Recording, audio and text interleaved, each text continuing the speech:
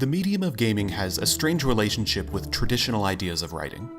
Think for a second about your favorite video game characters, stripping away more surface-level attributes like design and the world that they're a part of, and focusing purely on how they're written. My answer to this question might include the likes of Garrus Vakarian, GLaDOS, Sans, and others. I'd wager, though, that many of your answers are not the main characters of their respective games. The medium has no shortage of iconic main characters, sure, from Mario to Master Chief. But compared to other characters, even from their own games, many of them are barely characters at all.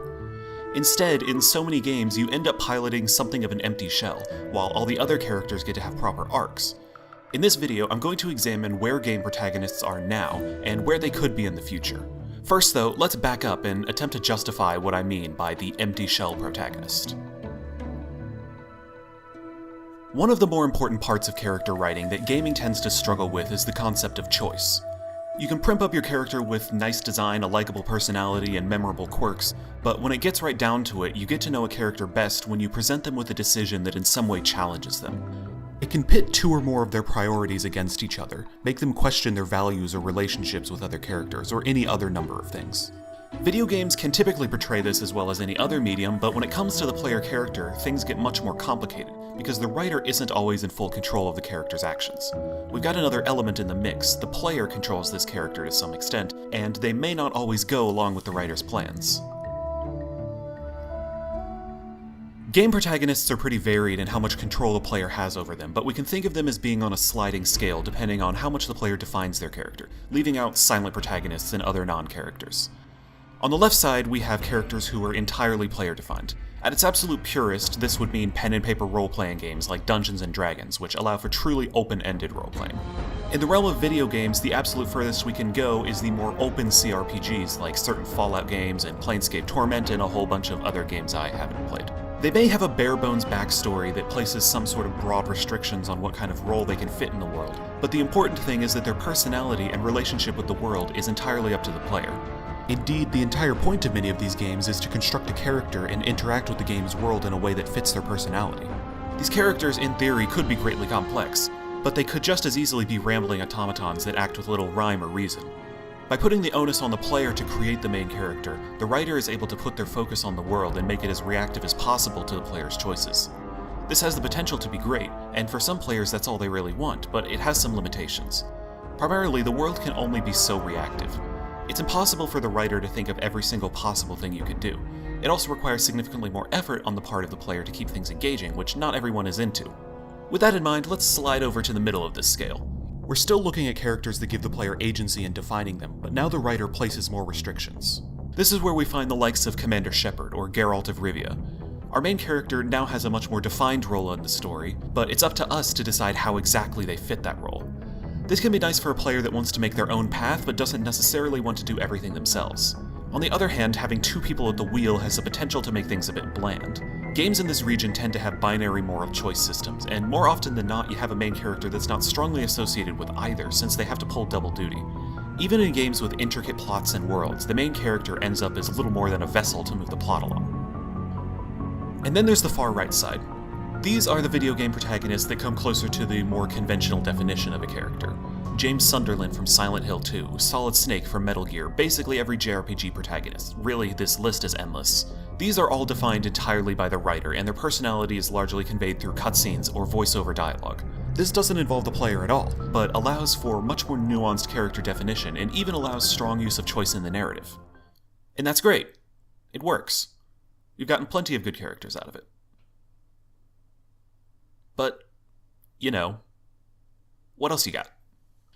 These sorts of protagonists are less bland, but there's a bit of a separate problem going on. The thing is, they're playing by old rules, the rules of other media.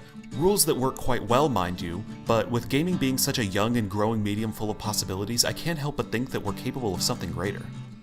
So every part of this terribly reductive scale of mine has some problems. Still, the middle section here is particularly interesting because it's the only type of protagonist that's exclusive to games.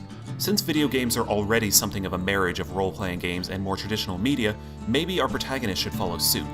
It calls for more effort, especially in more choice-centric games, but it presents an opportunity for creating an experience that only games can provide, even if the narrative doesn't branch as much as you'd want. But maybe we're overthinking this.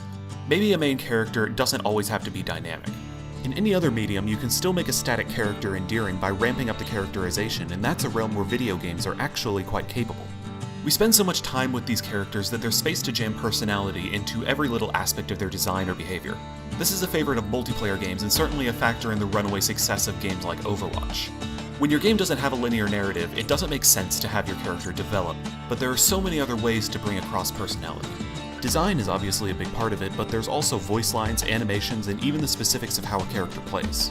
That last one is especially potent when you consider that one of the greatest storytelling devices video games have is using mechanics to get the player into a particular mindset. Examples and examining the particulars of this could probably take an entire video, but one easy one is the connection between death and hollowing in Dark Souls. In that universe, an undead that dies over and over and over begins to lose their grip on reality, while an undead that has something to live for can press on.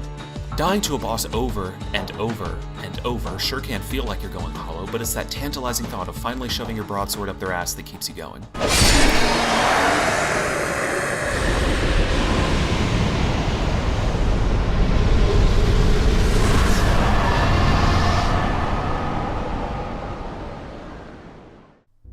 Putting this all together, let's envision the hypothetical perfect video game protagonist. Someone that takes from all these ideas of traditional characterization, storytelling through mechanics, and some degree of choice. This is a character whose personality is expressed narratively, visually, and in how the game plays, with the player having a hand in defining the character, while the game in turn elicits a certain mindset from the player. Now, obviously I haven't played everything, but one character that immediately comes to mind as coming pretty close to this idea is Captain Walker from Spec Ops the Line. Try to overcome your shock at a game critic praising Spec Ops. Walker has a pretty clear arc as the horrors he faces change him from an idealistic soldier to a brutal and desperate war criminal. A lot of his portrayal can be attributed to the lead writer, Walt Williams, having a much higher degree of control over various aspects of the project than most writers do. That's why you see Walker's trigger discipline degrade, his combat lines become more brutal, and his appearance becomes more weathered and beaten. As for choice, well, here's something Williams himself said in an interview with Giant Bomb. Vague spoilers for Spec Ops ahead. There's a certain aspect of player agency I don't really agree with, which is the player should be able to do whatever the player wants and the world should adapt itself to the player's desire. That's not the way that the world works, and with Spec Ops, since we're attempting to do something that was a bit more emotionally real for the player, that's what we're looking to do, particularly in the White Phosphorus scene, is give direct proof that this is not a world that you're in control of. This world is directly in opposition to you as a game and a gamer. Some criticize Spec Ops for its most pivotal moment being railroaded. While I do think there are some interesting aspects of choice in this game, particularly in how Walker ultimately handles the events of the story, what Williams is speaking of here is a deliberate defiance of gaming storytelling convention. Spec Ops largely follows those rules I came up with for a great gaming protagonist, but the point of choice is one that it very deliberately breaks, because that's what worked best for its narrative. In a way, the idea of making new rules for game storytelling recurses on itself. Break old writing rules to make new ones, but sometimes it's those very rules that need to be broken. One of the things that makes games interesting as a storytelling medium is how its narrative mechanics are unlike anything else that currently exists. A game that tells a traditional story might as well be a book or a movie, where you periodically take breaks to shoot some dudes or solve some puzzles or whatever. Most of us have gotten to grips with the fact that those bits can serve the story, but what makes things more complicated is how the deeper you go into that gameplay and story connection, the less old methods work. So if there's any point to this overly long diatribe, it's that we're still, to a degree, in a time of experimentation in video game storytelling. You can get along just fine by playing it safe and sticking to old rules, but if you try to make your own rules, you might just end up with something incredible.